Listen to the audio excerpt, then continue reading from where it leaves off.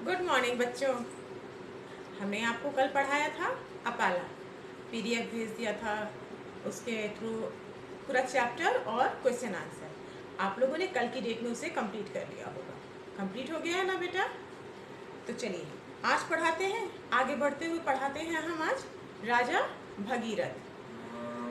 कहा जाता है कि जब व्यक्ति किसी काम के लिए अगर खुद को स्ट्रांग बना ले कि नहीं मुझे वो काम करना ही करना है, तो मुझे नहीं लगता कि फिर उस काम को पूरा करने में कोई भी कठिनाई आ सकती है। यह चैप्टर यही बताने की कोशिश कर रहा है कि जब व्यक्ति दृढ़ संकल्प धारण कर लेता है तो वह अपने किसी भी लक्ष्य को प्राप्त कर सकता है।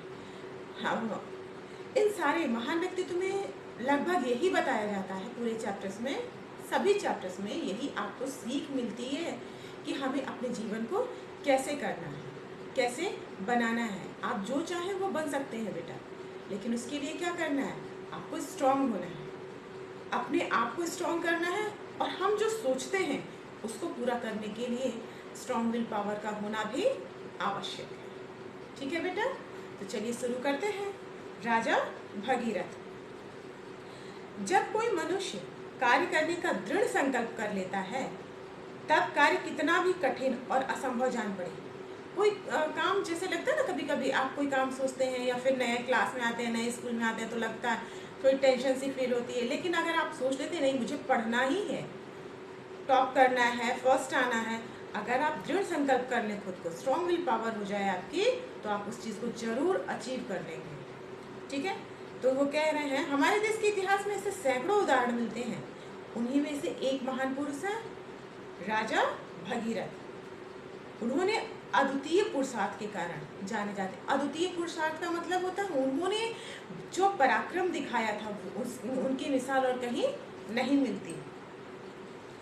कहा जाता है कि ये रामचंद्र के वंश में कई पीढ़ी, राजा रामचंद्र जी को आप जानते ही होंगे, उनके पिता का नाम दशरथ, उनके पिता का नाम दिलीप, फिर ऐसे ही कितने और आगे जो पूर्वज थे उनके, उन्हीं की पीढ़ी में चलते हुए आए थे राजा सगर राज करते थे। मतलब रामचंद्र जी की और कितनी पीढ़ियों के आगे थे राजा सगर। राजा सगर की 2 रानियां थी, उनकी 2 पत्नियां थी।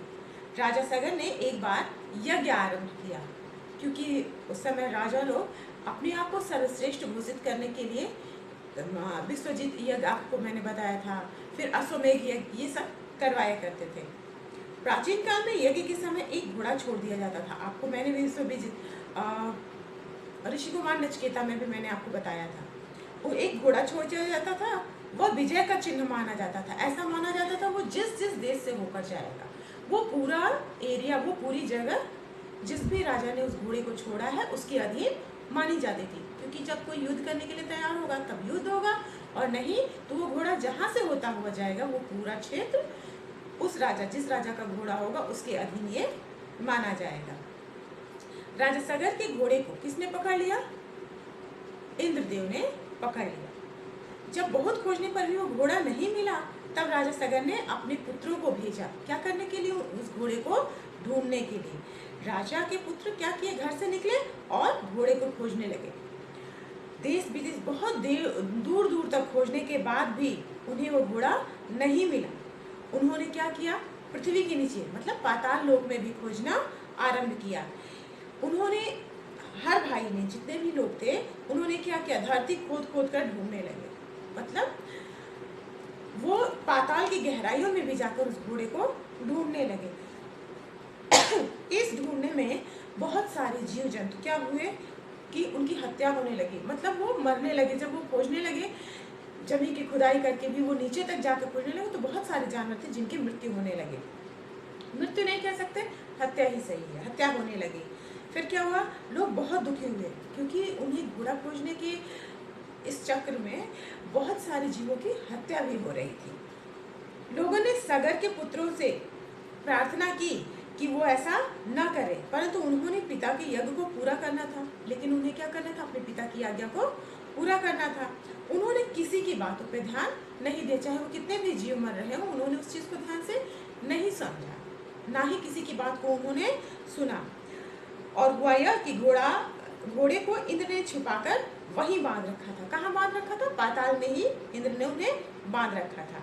राजा के पुत्र ने समझा कि हमारे पिता के यज्ञ में विघ्न डालने वाले यही हैं।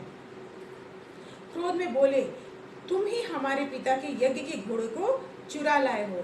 देख लो, सगर के पुत्र तुम्हें खोजते खोजते आ गए। वहां पर जब वो पाताल में खोजते खोजते गए तो वहां उन लोगों ने देखा कि कपिल मुनि बैठकर वहां पे क्या कर रहे थे? ईश्वर की आराधना कर रहे थे। ठीक है। और इंद्र ने क्या किया था? इंद्र ने ले जाके पाताल में उस घोड़े को कहाँ बांध दिया था? जहाँ पे कपिल मुनि तपस्या कर रहे थे। ठीक है। उन्हें तो जब राजा सगर के पुत्र वहां पहुंचे तो उन्हें ऐसा लगा कि कपिल मुनि ने ही उनके इस घोड़े को यहाँ पे बांध रखा है, क्योंकि वही उनके पिता के यज्ञ में क्या कर रहे थे? बाधा डाल रहे थे। जबकि किसने किया था? इंद्र ने किया था। और उन लोगों ने क्या किया? उन्हें लगा कि वो बांध लिए। उन्होंने कपिल मुनि को बहुत क्रोध आया, क्योंकि कपिल मुनि ने तो ऐसा किया नहीं था। तो उन्हें बहुत गुस्सा आया और उन्होंने उन पुत्रों को वहीं भस्म कर दिया। उन्होंने क्या किया कपिल मुनि ने? क्योंकि राजा सगर के पुत्रों ने क्या किया था? कपिल मुनि पे ही दोष लगा दिया था कि आपने ही मेरे पिता के छोड़े गए घोड़े को यहाँ पे बांधा है। तो उन लोगों ने उन्हें बहुत अपशब्द कहे। तो क्या किया उन्होंने? गुस्से में आके कपिल मुनि क्रोध में आके क्या किए? उनके पुत्रों को वहीं पर भस्म कर दिया। जबकि गलती किसकी थी बेटा? गलती इंद्रदेव की थी। राजा सगर ने बड़ी प्रतिज्ञा के बाद जब देखा कि मेरी बहुत प्रतीक्षा किया उन्होंने, किन्होंने? राजा सगर ने बहुत इंतजार की कि उनके पुत्र वापस आ जाएं, लेकिन उनके पुत्र तो वापस नहीं आए। उन्होंने अपने दूसरों पुत्रों को भेजा। जो बाकी पुत्र थे उनमें से एक को राजा सगर ने भेजा। उनका पुत्र बहुत परिश्रम से वहां पहुंचा। उसने भी ढूंढते ढूंढते वो फिर वहां तक पहुंचा। कहाँ तक? जहाँ पे कपिल मुनि क्या कर रहे थे? अपनी तपस्या कर रहे थे। अर्थात जहाँ पर उन्होंने उन बाकी दो पुत्रों को भस्म किया था। उन्होंने सारी घटना पता चली। जब वो वहाँ पहुंचे उनके राजा सगर के दूसरे पुत्र, तो उन्हें सारी बातों का वहाँ पे पता चला। वे घोड़ा ले आए। यज्ञ समाप्त हो गया। दूसरे जो पुत्र जब वहाँ गए तो उन्होंने सारी बातों की जानकारी प्राप्त की, लेकिन पहला काम क्या था? पहला काम था यज्ञ के घोड़े को वापस लाना और यज्ञ को संपन्न कराना। भस्म हुए पुरखों को तारने के लिए गंगा की आवश्यकता थी। गंगा को लाए कौन? भस्म को तारने के लिए।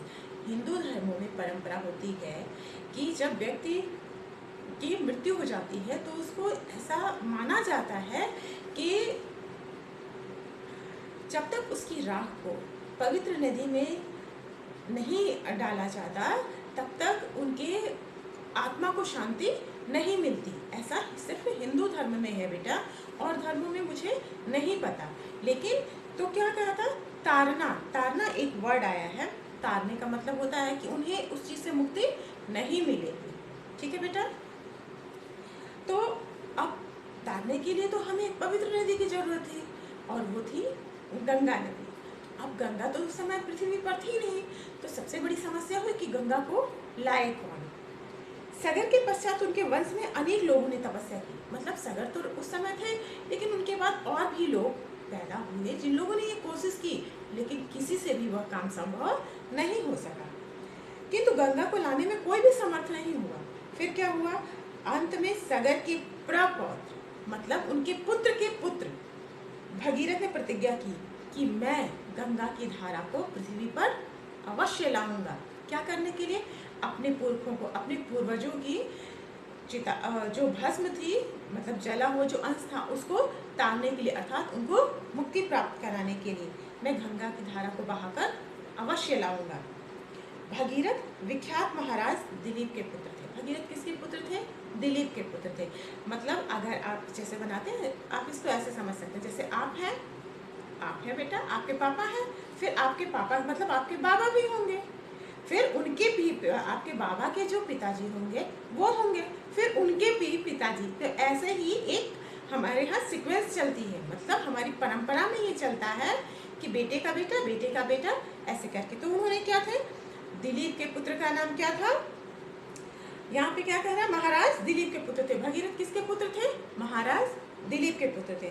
उन्होंने अपने पितामहों, पिता मतलब उनके पिता के पिता, पितामहों की कथा सुनकर बड़ा दुख हुआ था। जब उन्हें पता चला था कि उनको पिता लोगों के साथ क्या हुआ था, पितामहों के मतलब उनके बाबा लोगों के साथ क्या हुआ था, तो उन्हें दुख हुआ था। इसलिए वो चाहते थे कि उनको तारा जाए, अर्थात उनको मुक्ति मिले। उन्होंने इस बात का दुख था कि मेरे पितामह यह कार्य नहीं कर सके। भगीरथ जानते थे कि उनकी पिता भी यह कार्य नहीं कर सके, अर्थात दिलीप, और फिर दिलीप के पहले भी जो लोग थे वो लोग ये कार्य नहीं कर सके। उनकी कोई संतान न थी। वह सारा राजकाज मंत्रियों को सौंप कर तप करने चले गए। कौन? भगीरथ के कोई पुत्र नहीं थे। उन्होंने सारा राजकाज क्या किया, अपने मंत्रियों को दे दिया और खुद क्या करने चले गए, तप करने चले गए। उन्होंने अपने लाभ के लिए या अपने हित के लिए तप नहीं किया था। भगीरथ ने जो भी किया था अपने पितामहों के लिए किया था, उन्होंने अपने खुद के लिए कुछ नहीं किया था। उनकी एकमात्र अभिलाषा यही थी कि गंगा की धारा लाकर अपने पितामहों की राख अर्पित कर दो। अर्पित करना मतलब उसमें डाल दो, जिससे उनकी आत्मा को मुक्ति मिल जाए। बहुत तपस्या करने के बाद गंगा की धारा लाने में, पृथ्वी पर लाने में सफल हुए। इसलिए गंगा को हम दूसरे नाम भागीरथी के नाम से भी जानते हैं। ठीक है, गंगा का पर्यायवाची भागीरथी भी होता है बेटा। ठीक है, यह प्रश्न हो सकता है कि भगीरथ गंगा को किस प्रकार लाए, ये सवाल पूछा जा सकता है। ऐसा गंगा की धारा पहाड़ों के बीच होकर बहती थी। अपने राज्य देश के लिए भगीरथ उस धारा को वहां से निकाल कर लाए। आजकल पहाड़ों को काटकर बड़ी बड़ी नहरें बनाई जाती हैं। भगीरथ के लगन और विश्वास से यह कार्य किया और पूर्ण रूप से सफल हुए। भगीरथ ने पूरे विश्वास के साथ, पूरे दृढ़ संकल्प के साथ, क्योंकि उनका संकल्प क्या था, अपने पितामहों को मुक्ति प्रदान करना। उन्होंने दृढ़ संकल्प के साथ गंगा की धारा को पृथ्वी पर लाने का कार्य किया। कहा जाता है उन्होंने भगीरथ प्रयत्न किया, पूर्ण सफल हुए और कार्य महान किया।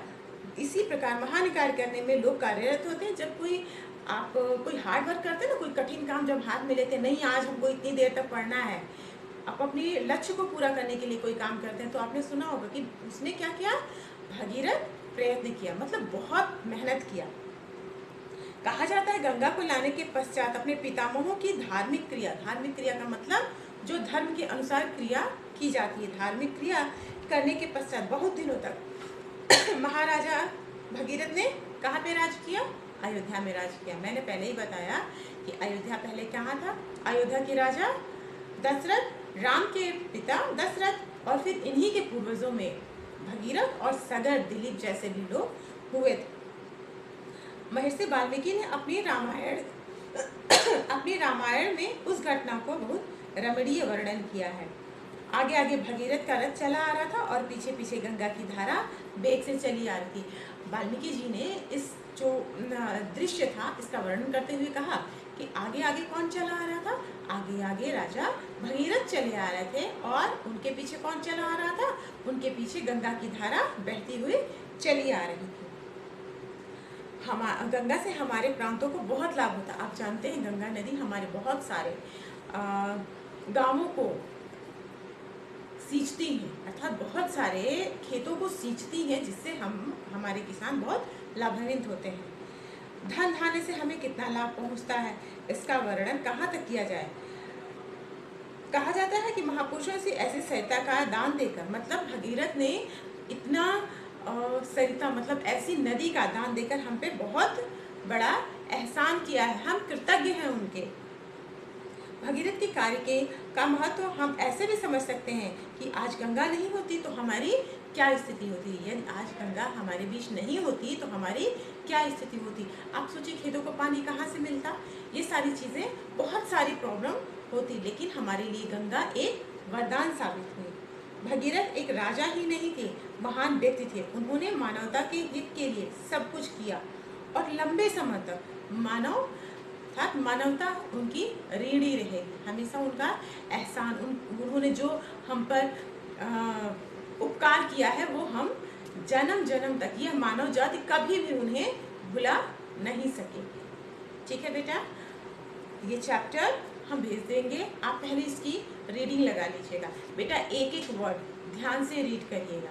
रीड करने के बाद अगर आपको लगता है कि कोई ऐसा वर्ड, जहाँ तक है मैंने आपको जितने भी डिफ़िकल्ट वर्ड थे मैंने इसको बता दिया इसका अर्थ। अगर इसके बाद भी अगर आपको कहीं लगता है कि कोई वर्ड है जो आपकी समझ में नहीं आ रहा है, तो बेटा आप हमसे पूछ लीजिएगा, ठीक है। हम इसकी क्वेश्चन आंसर और PDF इसका भेज दे रहे हैं, आप पढ़ जरूर लीजिएगा। अगर आपको बुक्स मिल गई हैं तो अपनी बुक से पढ़ना शुरू कर दीजिए। Thank you.